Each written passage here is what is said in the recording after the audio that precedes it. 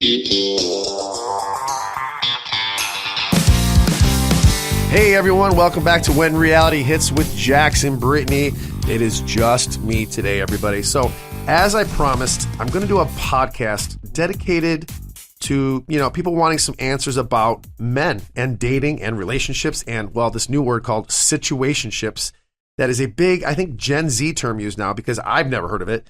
And I'm definitely not claiming to be some sort of relationship advice expert or really give any productive advice, because we all know I think I'm the last person in the world that should be giving advice to anybody really about anything. But, I think I can help here with giving a little bit of, perspective where, some guys could be coming from, and maybe giving you, why I did what I did and maybe the do's and don'ts, why do a lot of men say some of the things that they do?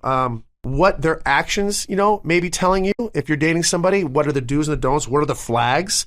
Or maybe this won't help at all. Who knows, but I'm like, let's talk about it. As you know, I really don't have a filter with a lot of things. And, I'm going through something right now in my life. I'm battling with my mental health struggles, and I'm, going through a pretty public divorce, and, maybe somebody can, give me some input, or maybe I can help somebody out. Who knows? So let's just try and let's give it a try. Why not, right? So, okay, here we go.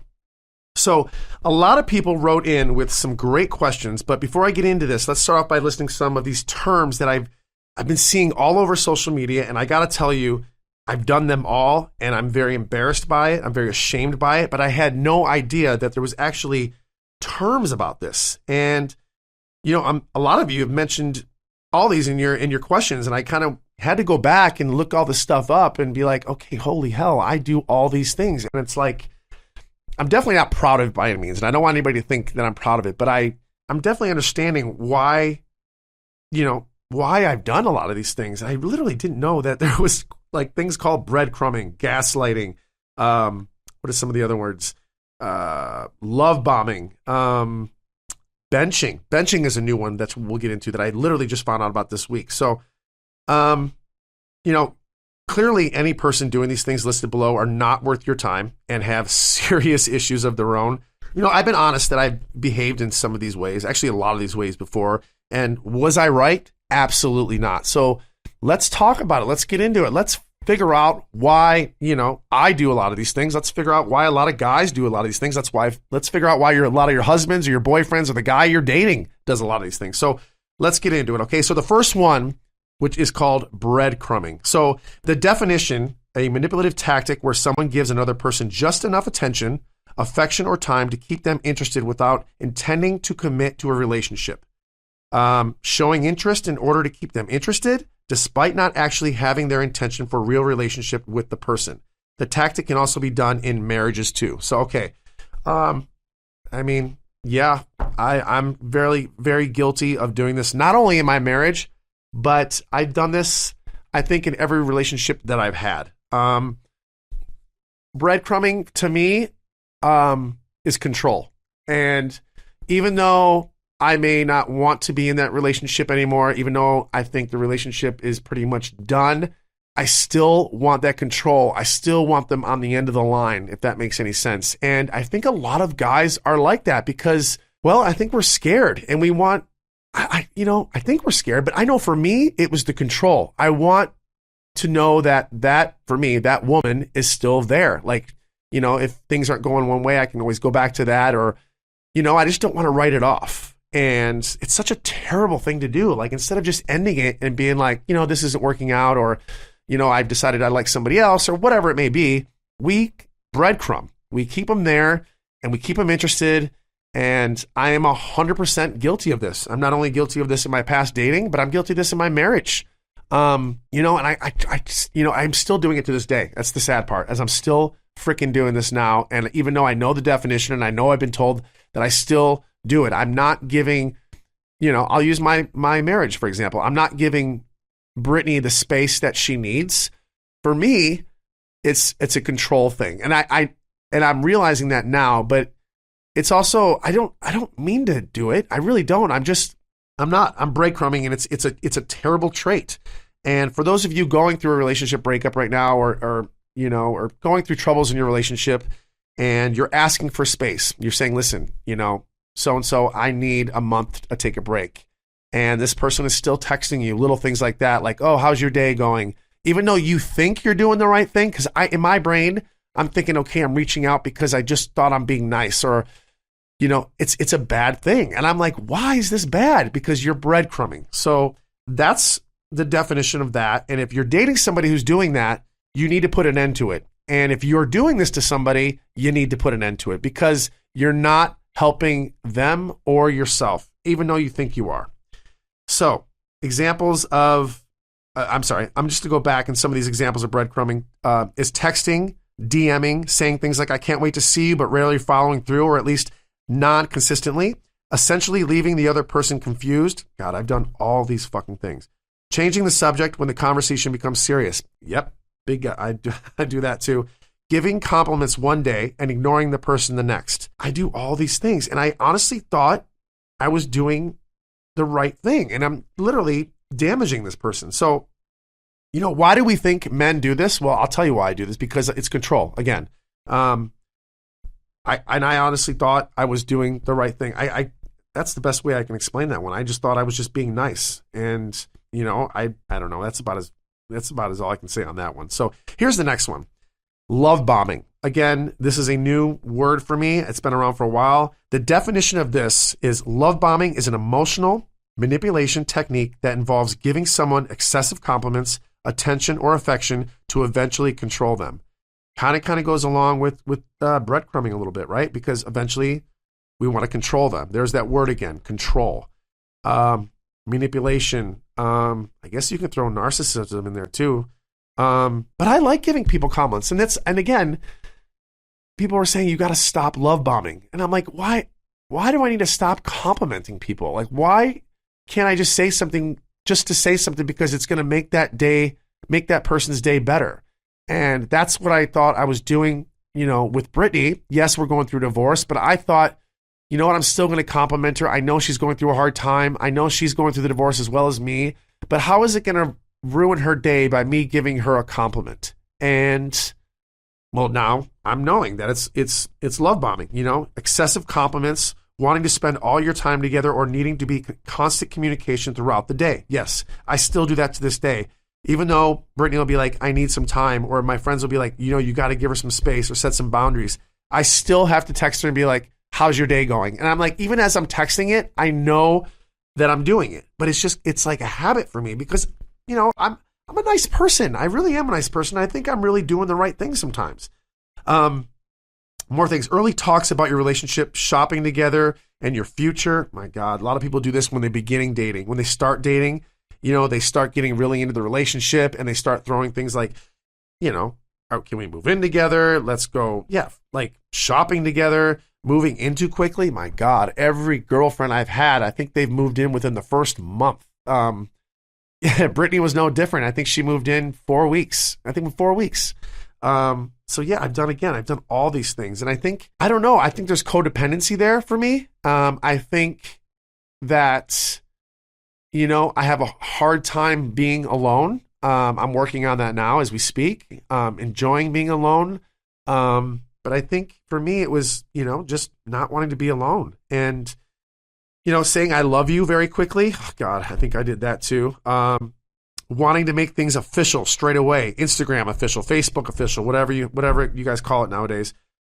Making plans to move in together. Like I said, I've done that every time, which ultimately, results in love bomber, having second thoughts and wanting to pull away, or to end things abruptly after a few weeks or after an argument. Like for me, once I got the girl, for example, once I started dating, so this is, before Brittany, once I would date somebody, once I would hook them, and this is a terrible thing. And by the way, I'm not saying this was a cool thing to do by any means. I'm telling you, because this is what I did, and this is what got me in so much trouble with everybody.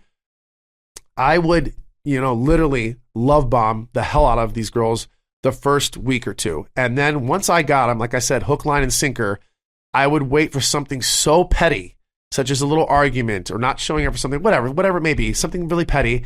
And then I would be like, I would ghost. I was out. I was kind of like the 3-week guy. Like I would fall in love with these people or make them fall in love with me within 3 weeks, and then I was gone. It was kind of the running joke, and it really wasn't a joke, but it was, my friends would just make fun of me all about it, and I didn't think anything of it. I just thought, this was my thing. I thought, okay, after 3 weeks, it's over, there's nothing more to chase. I would get it all so fast. And when I say get it all, this is, I don't know how I put this, without sounding disgusting, but, we would be romantic quickly. We would, the intimacy would happen fairly quickly. And if it didn't, then I would be gone. And, and once you're intimate in a relationship, it changes things, obviously. Whether they want to admit it or you want to admit it or don't want to admit it, obviously intimacy changes things. I guess people use the new word right now is catching feelings. It changes things. And then, especially for a woman, especially, guys, when I used to do this, we just didn't think much of it. It was just somebody else we're dating and then you'd hook up and that would be it. But, these women actually have feelings. They actually care about you. And like all these things that you're saying, they're believing. And I did all this stuff. So again, why do I think men do this? Again, I think, it's a control thing. It's a control thing. I hate to use the word game in a relationship because it's kind of disgusting that you use the word game in meeting somebody and screwing with their emotions. But I have to say, it was in my younger days, it was a game, and it just sounds so disgusting to say out loud. If you've noticed your hair is shedding more than usual, it could have something to do with the tight braids or ponytails you were wearing over the last few months, or all the sun your hair was exposed to. This fall is the perfect time to add Nutrafol into your daily routine and improve your hair health. My hair is looking so much healthier and it is feeling amazing. It is so thick. It is so full. I'm seeing so much less shedding and I'm going through so much stress right now. So I'm going to keep up with my Nutrafol. As you guys know, I've been using it for years and I really love it. I swear by it. A good hair day can change your entire day and make it so much better. Nutrafol is the #1 dermatologist recommended hair growth supplement brand, trusted by over 1 million people. See thicker, stronger, faster growing hair with less shedding in just 3 to 6 months with Nutrafol. Nutrafol supplements support healthy hair growth from within by targeting root causes of thinning, including stress, hormones, aging, nutrition, lifestyle, and metabolism. Purchase online, no prescription required. Get results you can run your fingers through. For a limited time, Nutrafol is offering our listeners $10 off your first month subscription and free shipping when you go to Nutrafol.com and enter the promo code RealityHits. Find out why over 4,500 healthcare professionals and stylists recommend Nutrafol for healthier hair. Nutrafol.com, spelled Nutrafol.com, promo code RealityHits. That's Nutrafol.com, promo code RealityHits. Let's discuss something we all care about. What's on your feet? And no, I'm not talking about those super cute, but actually torture chamber shoes. I'm talking about G-Defy shoes. The shoes your feet have literally been begging for. By the end of the day, we're all feeling a little broken down, like a reunion special, which is why G-Defy provides 2 free orthotics with every shoe and built-in lateral stabilizer that realigns your body. That's right, realigns your body. Sick of feeling your feet are taking more hits than a Watch What Happens live guest? G-Defy's patented Viral Shock technology absorbs all that shock and stress, so you don't have to. I've been using the G-Defy shoes a lot, especially on the treadmill. I get shin splints all the time, and these shoes have literally eliminated all my shin splints. And plus, with the orthotics, you feel like you're walking on air. Whether you're power walking to brunch or making a dramatic exit, these shoes have your back and feet. So guys, if you want these G-Defy shoes, use Reality Hits for $20 off orders of $100 or more at gdefy.com. That's Reality Hits for $20 off all orders of $100 or more at gdefy.com. That's GDEFY.com.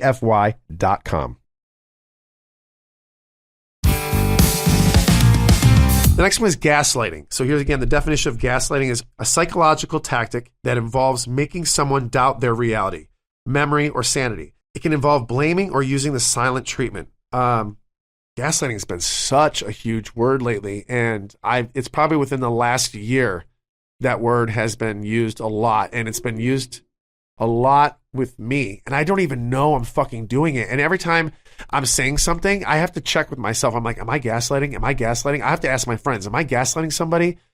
Because I've never heard of this term before, and I've been doing this shit for years. Why do men do this? I think, again, it is a psychological tactic for sure, because, once somebody, for me, once a girl, is I guess doubting things, or maybe like if you're in a relationship and they're getting mad at you and you're losing this is a good way to put it. If you're losing the control in the relationship, you want to make that person feel like they're an idiot. Their memory, their sanity, or blaming, or, because you're losing the control, because that girl or that guy is figuring you out. They're getting it, and they're thinking, wait, this is happening too quickly, such as like falling in love too quickly, or getting in a relationship quickly, and then they figure you out, and then you throw this gaslighting thing out there to make them think, okay, they're crazy for figuring you out. Like, how could they think like this? So again, this is another thing that I used to do. And why do men do this? Well, I kind of just said it, because when girls do figure you out, you got to gaslight them. You got to make them feel stupid, or you're going to lose them. And yeah, it's a terrible, these are all such terrible, terrible things, and I've done all of them. So the next one here is called benching. I've never heard of this one before. I'm just going to say that I've never heard of it. Here's the definition. Feeling that there's always someone better lingering in our minds and can causes us to avoid commitment. Benchers keep their options open in order to make a wrong choice. Benchers keep their partners as disposal in order to not feel alone. Yet, benchers refrain from taking things seriously just in case they meet someone better. The victim feels like they are being toyed with, and just when they are at the point of giving up and moving on, the bencher reappears to keep them interested. This gives a false sense of hope to the victim, who may be looking for something more serious or long-term. So, why do people do this? I think, with today's social media, especially in, all the different dating apps and all that other crap that's out there, personally, I've never been on a dating app, to be honest, but I can imagine that it's because, I've never been on a dating app because dating apps kind of came out when, I've always been in a relationship. So when the dating apps came out, I never really used them. I think, I never really got into them because I was always in a relationship. But I can imagine that it's become so easy to meet someone new just with a quick swipe, that's just, at their fingertips, basically. They can find someone in a second, and if they get bored with something, they can find somebody else around the corner. I think dating apps have gotten so big over the years. And again, I have never really, partaken in a dating app. So if you do see me on a dating app, it's not me. You're being catfished. It's not me. I'm not on there. Not that I'm too good for it or anything. I just, like I said, I've always been in relationships, short-term, long-term, whatever. But yeah, I think dating apps are scary. I mean, it's, I don't know. I've had some friends tell me that it's been okay. I've had some scary stories on it. A lot of people get, catfished, I guess is the word now. So I don't know. I don't know about the benching one. I guess I definitely have some tendencies in there. I think, people always think the grass is always greener on the other side kind of thing. They want keeping their options open. Even though you have something good, you want to keep your options open, right? Maybe you even use that word self-sabotage a little bit in there. I don't know. Maybe. So the next one is ghosting.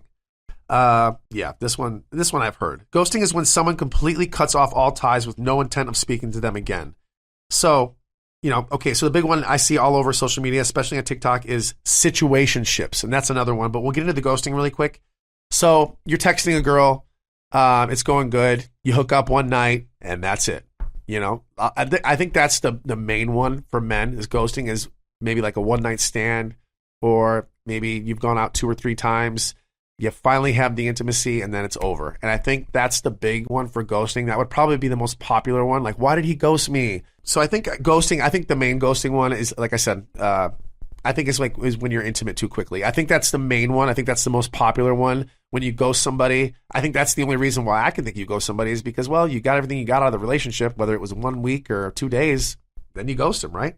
So the next one is situationship. So on Google, a situationship is defined as romantic or sexual relationship between two people that is not clearly defined or labeled and is somewhere between a very close friendship and a relationship where two people spend a lot of time together, have a deep connection together, but also involve low levels of commitment. A situationship is essentially a relationship without any commitment. This is a big one now, I think. I think the younger generation is really big into this. I think people are I know a handful of people that are doing this right now. And I like I said, when I was younger, in my 20s and 30s, this would not exist. I think this is a new millennial thing. I think people are not wanting to get tied down so quickly. Maybe because they don't want to get hurt. I don't know why this is such a trend. I don't. But I don't know. I do know about a handful of people that are in this right now. I think this is a newer thing. I don't know where it came. This is sound like this is so male driven, and I hate to say that, but it just sounds like a man would do this. This is more probably a male driven than female driven, but I could be wrong. I don't know. I don't know how younger women and younger men date nowadays. I'm scared of it. And to be honest, I'm really scared, and I don't even know how I'm ever going to date again, to be honest, because I'm so scared of it. But anyway, let's get into some fan questions because, well, it's pretty popular and it's been doing really good. And I love opening up about all this stuff because, well, I think there's people out there that, can learn something. Maybe I'm learning stuff, and maybe they've been watching me over the years and want to know why I do certain things. And I feel like I can clear certain things up because, let's be honest, you watch a 45-minute show and you got, 7, 8 cast members on there. The stories are not always told, right? You see an argument, you see a fight. You don't know how that fight started. You don't know how it ended. You just see Jax Taylor going absolutely berserk, and you're like, that guy is fucking crazy. Well, I'm not crazy. You didn't see how the fight started. You didn't see how it ended. You didn't see where it all began. And unfortunately, with reality TV, there's so many cast members that they can only show so many clips, right? So the more entertaining clips are the clips where people are going crazy. So people just assume that I'm a nut job. So this is what's fun about, answering these questions, because I'm not really that crazy. Do I have blowups? Yeah, I do. But, there's more to it. So anyway, here we go. I'm in a situationship and I want these. I'm sorry. By the way, these are fan questions, and let's try to get through these, with I guess my opinion. And like I said, don't take my advice. This is just how I feel. I'm probably the last person who should give anybody advice, but here we go. I'm in a situationship and I want more. Anytime I bring anything up to him, he changes the subject. What do I do? So again, I'm just going to guess that this guy is probably younger than 30, or he's in his 30s. Again, this is a younger generation thing, the situationship, because this stuff that I'm here would not happen back when in my 20s and 30s. You're either in a relationship or you're not. This whole in the middle thing and not really seeing what you are, it didn't exist. And I think it's just a younger thing. In my opinion, if you're in your 20s and I personally don't think you should be in a serious relationship in your 20s in this day and age. I don't think so. I just think that you guys are still learning about yourselves. I think social media plays a huge role. I think you're still learning about yourself. I think you should date, but I think you should be very open in the beginning and say, listen, I don't really want this relationship right now. I love hanging out with you, but this is kind of where I am. I have some friends going through this right now too, and I feel like they're not being very clear about what they want. They want to see how far they can take it without having to define where they are. And so my opinion of that is just call that person. Now, if this is a female, so it is. This is a female. I'm sorry. What I would do is just say, listen, let's meet for dinner. This is how I feel. This is what I want. If you can't give me that, that's okay, but I have to walk away. Or, if you're okay with the situation, say, okay, I'm okay with it going this far, but at a certain point, I'm going to need this. So I think you have to set the boundaries. I think you need to set some ground rules, especially, like I said, in this day and age, the dating is so weird nowadays. It's like, it baffles me and it scares me at the same time. So anyway, that's what I think. Do you think a situationship can turn into a real relationship? I think it can if you set the rules in the beginning. I think within the first, I would say, month, if you're still in the situationship after a month, then you have to sit down and be like, okay, this is what's going on. This is defined as a situationship. I want something more. I can't continue this going on any further until you give me what I need. And if you can't, that's okay, but I'm going to have to walk away. I think you just need to set the boundaries. I think you need to define what you're going through and not be scared about talking about it. I think a lot of men and women are both scared. I think they like what's going on. They don't want to disrupt it and they want to keep it going. But at the end of the day, it's in the back of their mind. They just don't want to bring it up, but they don't want to fuck up everything that's going on right now. So it's it's a tough thing to do because you bring it up and then you might scare the guy or girl and then they're like, well, I better bounce because, well, the time's up and now they want a definition of what this is. So that's my thinking on that one. When Reality Hits is brought to you by Progressive Insurance. Most of you listening right now are probably multitasking. Yep, while you're listening to us talk, you're probably also driving, cleaning, exercising, or maybe even grocery shopping. But if you're not in some kind of moving vehicle, there's something else you can be doing right now. Getting an auto quote from Progressive Insurance. It's easy and you can save money by doing it right from your phone. Drivers who save by switching to Progressive save nearly $750 on average, and auto customers qualify for an average of 7 discounts. Discounts for having multiple vehicles on your policy, being a homeowner, and more. So just like your favorite podcast, Progressive will be with you 24/7, 365 days a year, so you're protected no matter what. Multitask right now. Quote your car insurance at progressive.com to join the over 28 million drivers who trust Progressive. Progressive Casualty Insurance Company and affiliates. National average 12-month savings of $744 by new customers surveyed who saved with Progressive between June 2022 and May 2023. Potential savings will vary. Discounts not available in all states and situations. Having obsessive crushes that don't like you back. How to move on. Having obsessive crushes that don't like you back. You got to move on. I especially if the person knows and they're not doing anything about it.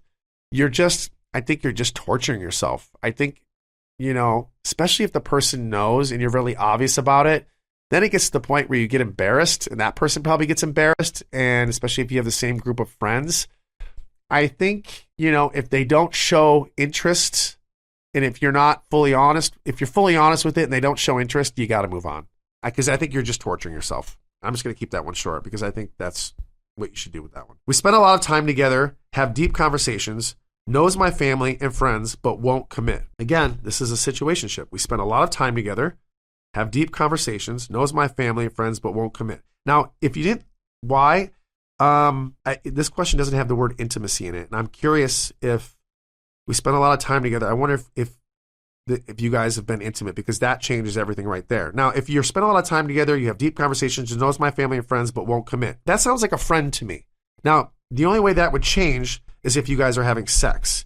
So are you making it clear that you want him as a boyfriend or girlfriend? Because I spend a lot of time with people. I have deep conversations with people. I have people that know my family and friends, but I'm not going to commit to them. So I think you need to be honest. After a while, you got to be like, where is this going? But again, some people are scared to do that because they don't want to ruin their friendship, right? And they think, okay, now it's gotten awkward, right?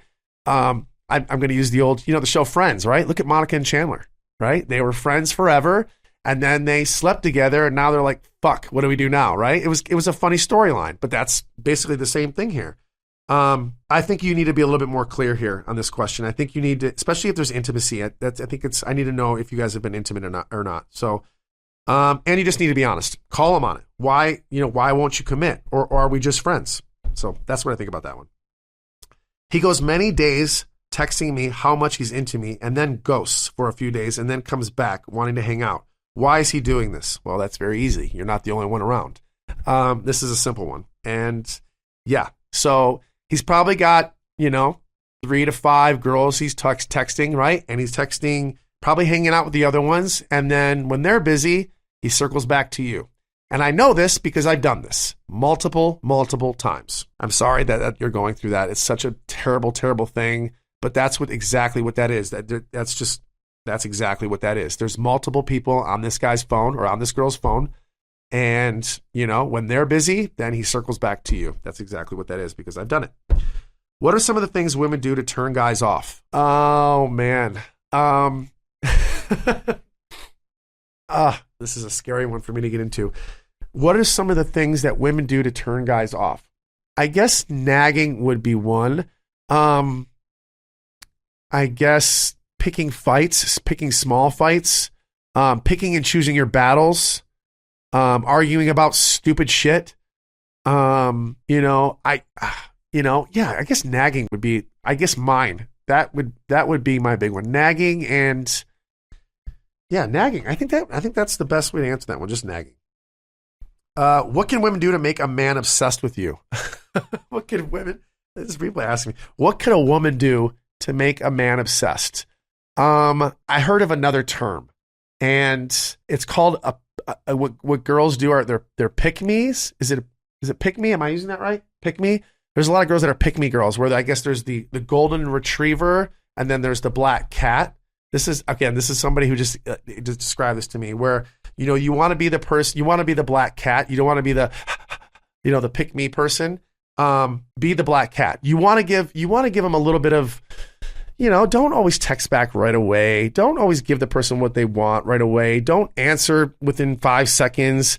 Be a little, make them chase you a little bit. And, maybe do something. If they're into sports, like maybe meet them at a sports bar and maybe find out what they're interested in. But don't be so eager. Don't be so eager to please. Maybe don't be so eager to text back. Play it cool.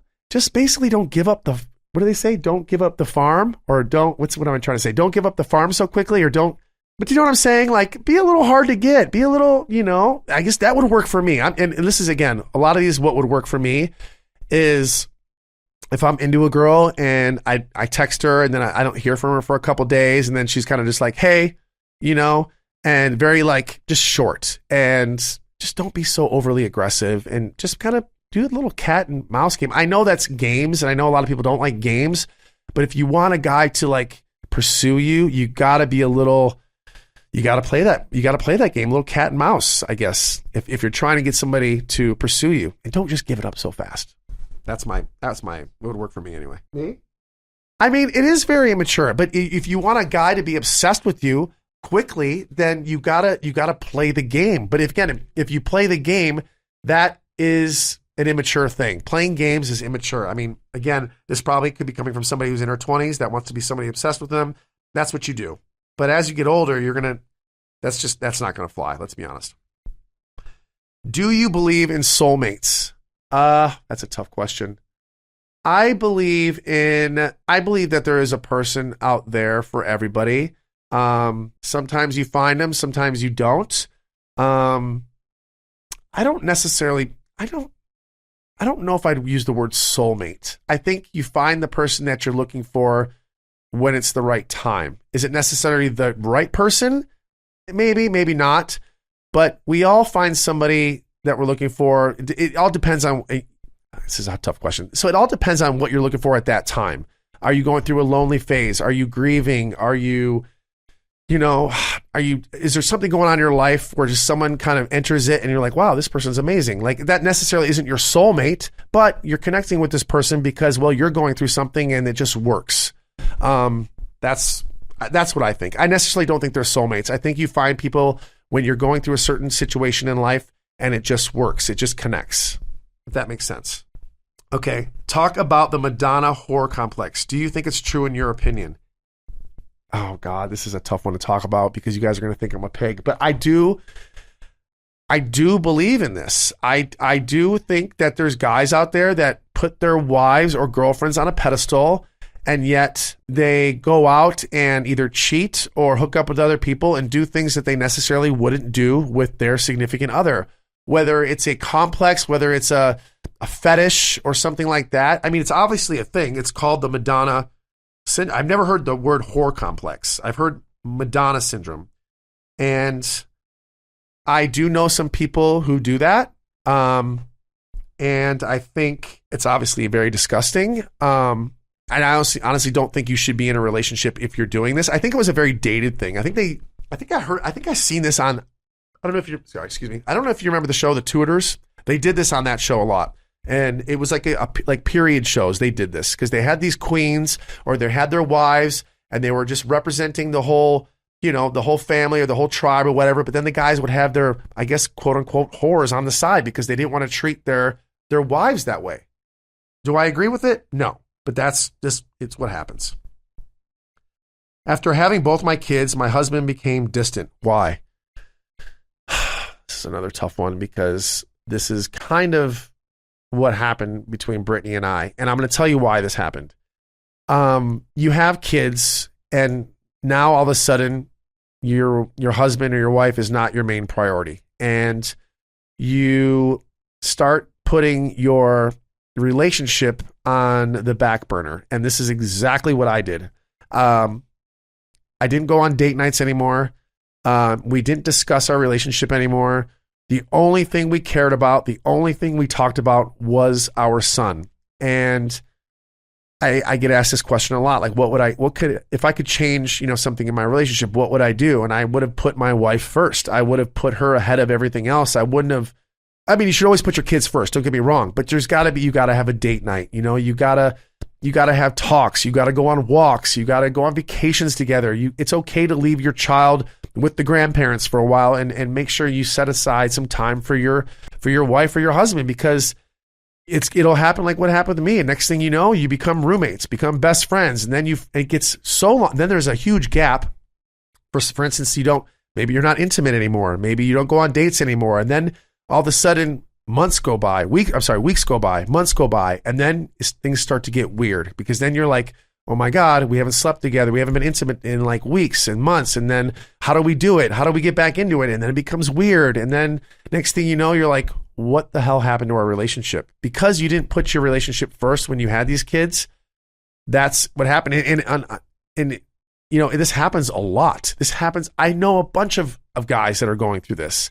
And it's because they didn't put their wives or their husbands first. They didn't, set aside date nights. And you're trying to be a good parent, and you want to put your kids first, and you want to put their priorities first. And especially if you have multiple kids, you're tired, right? You don't feel sexy anymore. Now you're a parent, and you just don't feel like that person exists anymore. And that's a shame, because you should keep that. You have to work on that. It's a lot of work. And I know a lot of guys that are going through that right now, that they have to put and women, you have to work at it. You have to go to therapy. You have to find that spark again, because kids, unfortunately, take it away. All right. If a man has cheated, will he always cheat? And will he cheat again? Unfortunately, we all know I have cheated before. But I will tell you, I have never cheated on my wife. Did I cheat on Brittany before we were married? Yes, I think we all know that. Did I cheat while I was married? Absolutely not. No, I never did that. I think, they always say once a cheater, always a cheater, right? I think if you cheated, I don't think you should be in a relationship. I think if you've done that, I don't think relationships are for you. I don't think that person was right for you. If you're cheating, then you're obviously looking for something else, or you're not happy. And it's a lot easier said than done. You should obviously just leave the relationship. I don't know what the thrill is of. Now, okay, for me, I'll give you an example, and I'll say, for me, why I did what I wasn't getting what I needed out of the relationship. And instead of going to that girl and saying, listen, I'm not getting A, B, and C, I was like, you know what? Let's do this and see what happens. Now, did I necessarily like the person I was cheating on? No, I wasn't, but I was looking for attention. And I wasn't getting the attention I needed. And I'm sure she wasn't getting the attention she needed, but we didn't know this. And I was like, somebody else is giving me a little bit of attention. And, maybe the intimacy was kind of falling off a little bit. So you want to keep the girlfriend because you love her, and or your wife or whatever. But, maybe it's slacking in certain departments. And usually it slacks in the intimacy. That's usually where it starts slacking, right? So you go somewhere else and you get what you need, and then you go back. Again, this is it goes along with the Madonna thing a little bit. You want to be with that person. That's your queen. That's your wife. That's your husband, whatever. But it's slacking in a certain department, so we go seek it elsewhere. Do all men wish they had a hall pass, or can most be genuinely happy and faithful? I think most men can be happily and faithful. I think, there's always going to be a fantasy. I think women have it too. I think we all have a fantasy of a hall pass, or a certain celebrity, or a crush, or whatever. I think we all have that in the back of our mind. I think you're lying to yourself if you say you don't have a hall pass. Even if the other person doesn't know it, in the back of your mind, you see somebody on TV, you saw somebody walking down the streets, you'd be like, oh, if I had a chance or whatever, everybody's got a hall pass. I think male and female. I think it's just kind of like a fantasy thing. It's not, you don't have to act on it. And I think I think people talk about it all the time. Who's your hall pass? There wasn't even a movie about hall pass. There was a comedy about it. So, I think for the most part, if you're faithful, I think it's a funny thing. I think a lot of couples will be like, well, this is my hall pass and this is her hall pass, but they never act on it. I think it's kind of just a running joke, but you're with somebody your whole life, right? And I think it's natural to be like, well, if I could go away for a week, this is who it would be. And Brittany and I had hall passes. We did. Obviously, we never acted on them, but we did because it was funny. It was a celebrity. Who's your celebrity crush or who's your hall pass? I honestly don't think there's anything wrong with it as long as you don't act on it. I mean, I honestly don't know anybody who doesn't have a hall pass. I really, really don't. Male or female. I think it's kind of like the running joke with everybody. When you gaslight, is there something within you that knows that you're doing it? No. For me, this is a personal question to me. I didn't know I was gaslighting. Again, I just learned what this word gaslight meant, I think, this year. This year, it became a really popular word. I want to say TikTok, social media, Instagram, I think within the last, I want to say year and a half, for me anyway. I just started learning about this word. Now, I've been doing gaslighting for years, and I had no idea when I was doing it. And I wasn't doing it maliciously. It was just like a habit. I was just kind of just doing it. And I'm like, holy shit, I'm gaslighting. This is a big thing. And now I'm being called on it when I'm doing it. In fact, now I'll have conversations with Brittany or I'll have conversations with other people and I'll be mid-conversation and I'll have to turn to my friend and be like, am I gaslighting right now? Is this what gaslighting is? And some people will be like, well, you're getting there, or yeah, you are. And I have to stop myself because I'm just automatically doing it without even thinking. And that's terrible. That is absolutely terrible way of doing things. And I'm so sorry that I've done that to all my girlfriends in the past. And I don't even mean to do it. It was just something I did. And now that there's a term for it, I'm sorry. I'm sorry. Any girlfriends, ex-girlfriends of mine that are listening to this, I apologize for ever gaslighting. Terrible, terrible thing to do. So the last question comes from another fan. Says, I am recently going through a divorce. When is it appropriate to start dating again? That's a tough one because I'm actually going through the same thing. The right way to do it would probably, be after you sign the papers. I think it would be okay to start again as soon as, you sign the papers and it's official. I think that would be an okay time to start entertaining dating again. I think that would be the right time. So anyway, thank you guys so much for listening. I love doing these questions with you all. And I kind of like calling this like in the mind of a man. Maybe we'll figure something out like that. I don't know. Maybe we'll figure out some kind of title that we can call something like this, a little segment. Again, these are all, don't take any of my advice. These are just questions that you guys are getting from me. And I really, really appreciate it. I love talking to you guys so much. Again, have a great week. Thanks for listening. We'll talk to you later and we'll see you next week.